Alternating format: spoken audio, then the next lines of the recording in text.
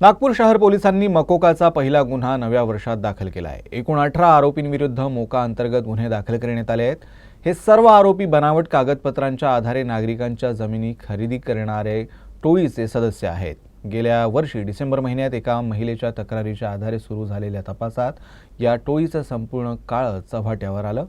या महिलेने तिची फसवणूक झाल्याची माहिती बँक खात्यात 35 लाख रुपयांचा व्यवहार झाल्यानंतर मिळालेल्या आयकर नोटिसीमुळे झाली। नागपूर पोलिसांनी जारी केलेल्या प्रेस नोटमध्ये नावं असलेली ही लोकं अतिशय हुशारीनं आणि लबाडीनं शहरातील खुले भूखंड खरेदी विक्री करायचे। पोलिसांनी महिलेच्या तक्रारीवर केलेल्या तपासात या 18 जणांच्या टोळीचं संपूर्ण काळं कृत्य समोर आलं आहे। ही टोळी जमीन मालकांची बनावट कागदपत्रे तयार करून जमिनींची खरेदी विक्री करायची। त्यामध्ये यातील जे आरोपी आहेत त्यांनी असे अनेक गरिबांचे प्लॉट्स बनावट कागदपत्र तयार करून खरेदी केलेले आहे। त्यामध्ये विविध पोलीस स्टेशनला त्यांच्यावर गुन्हे दाखल आहे आणि याच्यामध्ये पिक्युनियरी गेन असल्यामुळे हा मकोका लावण्यात आलेला आहे। जनतेच्या मेहनतीच्या पैशांचा असा खेळ करणाऱ्यांना अद्दल घडवण्यासाठी नागपूरचे पोलीस आयुक्त डॉक्टर रवींद्र कुमार सिंगल यांनी आरोपींविरुद्ध मोका अंतर्गत गुन्हा नोंदवण्याचा निर्णय घेतला आहे।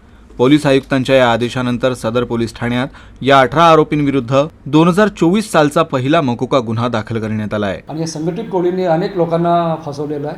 त्यावरून माननीय पोलीस आयुक्त Singal sir, joint CP madam, additional CP sir, region sir, DCP Madane sir आणि एसीपी भावेशकर यांच्या मार्गदर्शनाखाली मकोका लावण्यात आलेला आहे।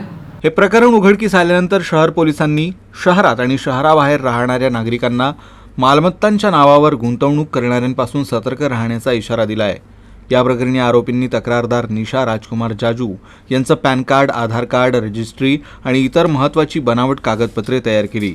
ओळखपत्रात नाव निशा जाजू यांचं होतं, मात्र फोटो दुसऱ्याचा होता। कागदपत्रांमध्ये छेडछाड करण्याचा कट रचून आरोपींनी त्यांच्या हेतूत यश तर मिळवलं, मात्र निशा जाजू यांना 35 लाख रुपयांच्या व्यवहाराबाबत प्राप्त आयकर नोटिसीमुळे त्यांचा पर्दाफाश झाला। नाही, याच्यामध्ये जे तपासामध्ये आता इन्व्हेस्टिगेशन ऑफिसर, आजपासून इन्व्हेस्टिगेशन ऑफिसर ह्या श्रीमती भावेशकर मॅडम झालेले आहे, त्याबद्दल भाष्य करणं उचित होणार नाही।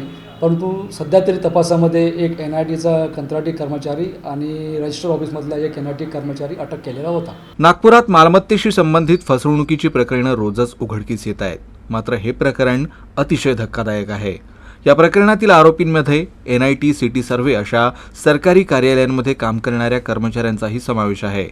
आरोपींकडून पोलिसांनी बनावट कागदपत्रे, मालमत्तेची कागदपत्रे, जमीन खरेदी विक्रीची कागदपत्रे, बँकेची कागदपत्रे यासह ऑडी, स्विफ्ट डिझायर, फोर्ड या महागड्या गाड्या देखील जप्त केल्या आहेत।